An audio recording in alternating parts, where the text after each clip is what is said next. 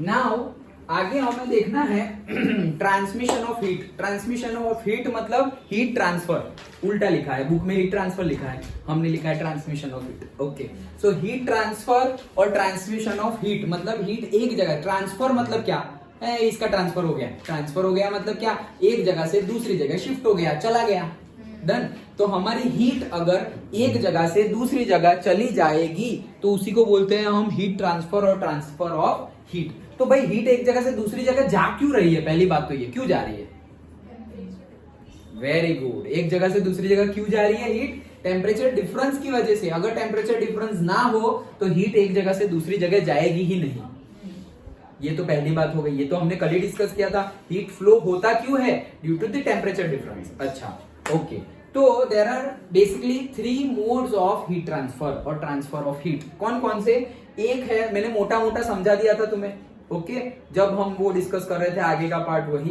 अब थोड़ा डिटेल्ड में देखते हैं। तो एक है हमारा कंडक्शन, एक है हमारा कन्वेक्शन और एक है हमारा रेडिएशन। एक्चुअली कंडक्शन ये है, तो एक है हमारा कंडक्शन, एक है हमारा कन्वेक्शन और एक है हमारा रेडिएशन। इसमें तो तीनों तीन आ गए वैसे, लेकिन कंडक्शन, कन्वेक्शन एंड रेडिएशन 3 है। ओके, अभी तीनों के बारे में थोड़ा थोड़ा देखेंगे जितना हमारे सिलेबस में है।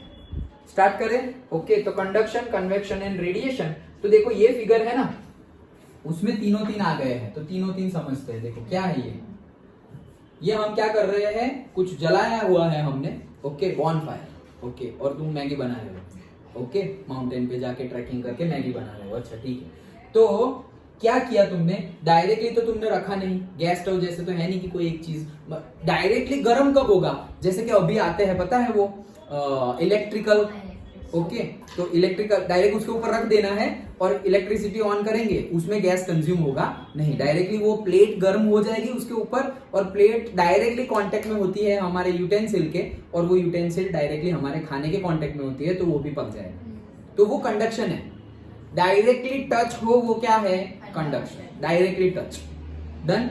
ओके, तो यहां पर हमने ऐसे बॉनफायर से मैगी बना रहे थे, तो हुआ क्या, ये जला सब, हीट निकली सारी डायरेक्शन में जा रही है, तो हीट सारी ही डायरेक्शन में, सभी डायरेक्शन में फ्लो हो रही है, due to what, due to high temperature. तो due to high temperature heat सारी डायरेक्शन में फ्लो हो रही है, वही क्या है हमारा रेडिएशन। जैसे कल या मतलब व्हाटएवर हमने पहले ही लेक्चर में डिस्कस कर लिया था क्या, कि रेडिएशन का बेसिक फॉर्म कौन सा है, बेसिक सन, ओके, सन से जो हमारे पास सनलाइट आ रही है, हीट आ रही है, वो क्या है, वो रेडिएशन फॉर्म से हीट आ रही है, क्योंकि जल तो वहां रहा है सन, ओके, हीलियम है और से हाइड्रोजन है, वो सारे गैस वहां पे बर्न हो रहे हैं, तो वो वहां पे बर्न हो रहे हैं और हमें गर्मी यहां तक लग रही है, ओके, तो वो क्यों हो रहा है, क्योंकि रेडिएशन हो रहा है इसलिए, ओके, तो ये हो गया रेडिएशन।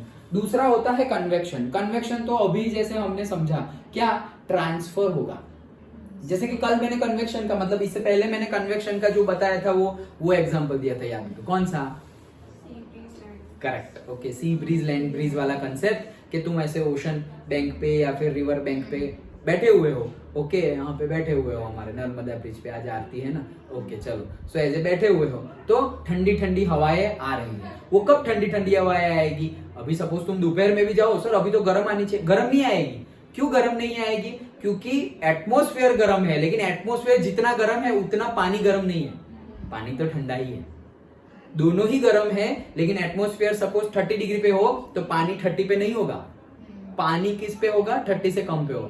ऐसा क्यों, ऐसा इसलिए कि पानी की लेटेंट हीट ज्यादा है, वाटर की लेटेंट हीट क्या है, ज्यादा है, तो वो जल्दी गर्म होगा नहीं, अंडरस्टूड।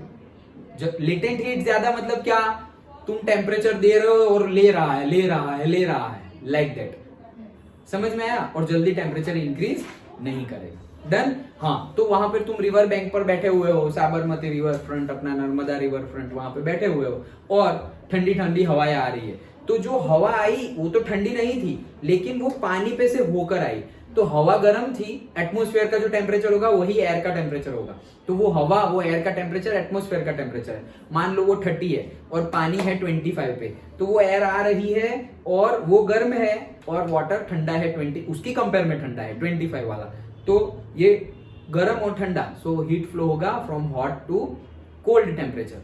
तो एयर में से हीट निकल जाएगी, तो एयर में से हीट निकल रही है तो एयर ठंडी हो जाएगी और वाटर में हीट आ जाएगी, वाटर में हीट आ जाएगी मतलब वाटर क्या हो जाएगा, गर्म हो जाएगा।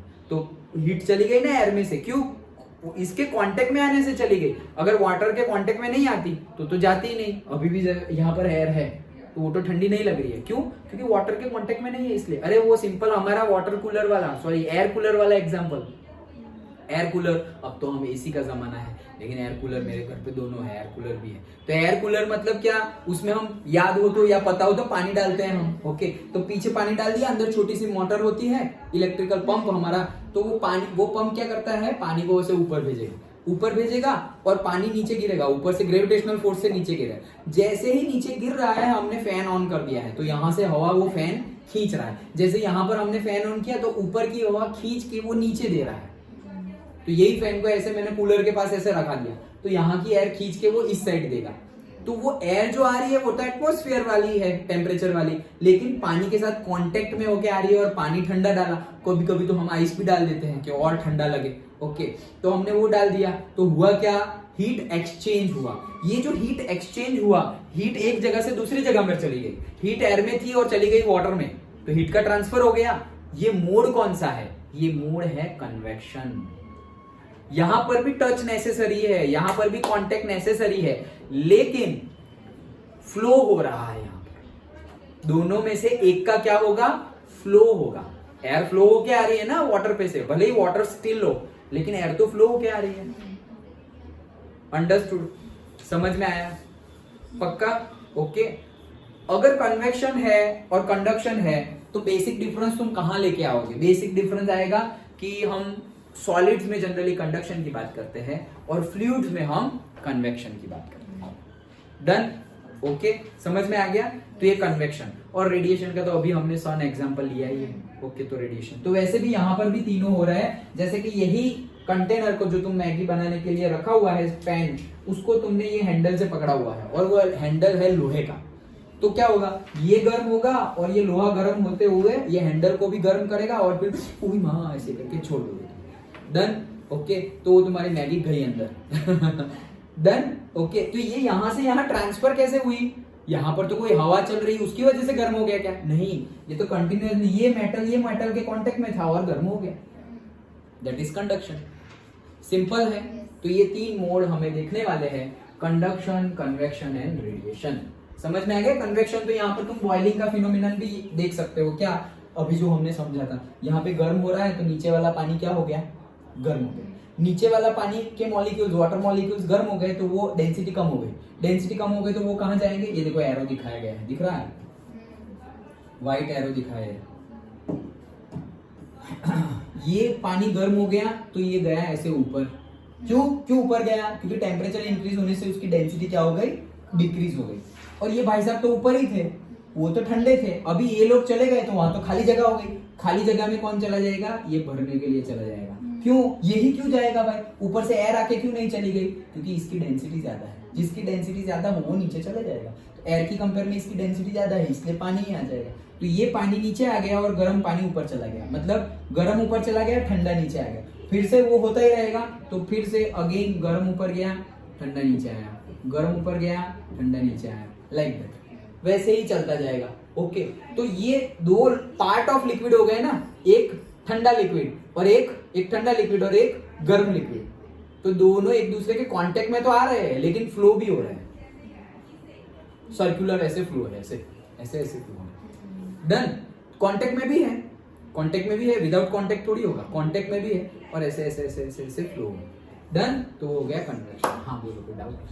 माइक्रो कन्वेक्शन, क्या क्या क्या? माइक्रो कन्वेक्शन बोलते हैं। हाँ, यस यस यस, हाँ यही कंसेप्ट यूज होता है। उसमें कन्वेक्शन से भी ज्यादा रेडिएशन कंसेप्ट यूज होता है। माइक्रोवेव ओवन, ओके, जो हम ओवन यूज करते हैं ना बेक करने के लिए, गर्म करने के लिए, उसमें क्या होता है, उसमें सिर्फ एक ऐसा समझो मेटल है, मेटल को भर के गर्म करते हैं। कोई भी चीज गर्म होगी वो रेडिएशन करेगी। उस दिन बताया था Stefan's law, T⁴, intensity of the radiation is proportional to T⁴, देखा था ना हमने।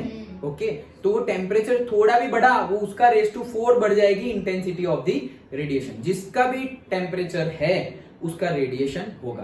तो वहां पे कन्वेक्शन तो है, लेकिन कन्वेक्शन मतलब फ्लो ऑफ हीट तो कितनी होगी, फ्लो ऑफ एयर तो कितनी होगी, थोड़ी होगी, वो तो बंद कर दिया है हमने। ओके, लेकिन ज्यादा कौन सा मेथड है वहां पर, ये वाला रेडिएशन। ओके, कई ऐसे एग्जांपल है जहां पर तीनों तीन हो रहे होंगे, conduction, convection and radiation also. तो वहां पर ज्यादा हो रहा है रेडिएशन, कन्वेक्शन नहीं हो रहा है ऐसा नहीं बोल सकते, कन्वेक्शन भी हो तो रहा है, लेकिन मेनली रेडिएशन। डन। ओके, सो ये 3 मोड्स हमें समझने हैं ट्रांजिशन ऑफ हीट के लिए। हाँ, चलो।